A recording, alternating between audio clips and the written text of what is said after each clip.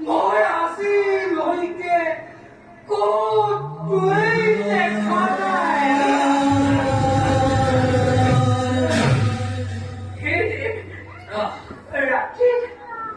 ৰাতি প্ৰায় শেষ হৈ আহিছে। গতিকে পুৱাৰ আগতে মই যাবগৈ লাগিব। গতিকে মোৰ পুত্ৰৰ তুমি দাহন কৰা।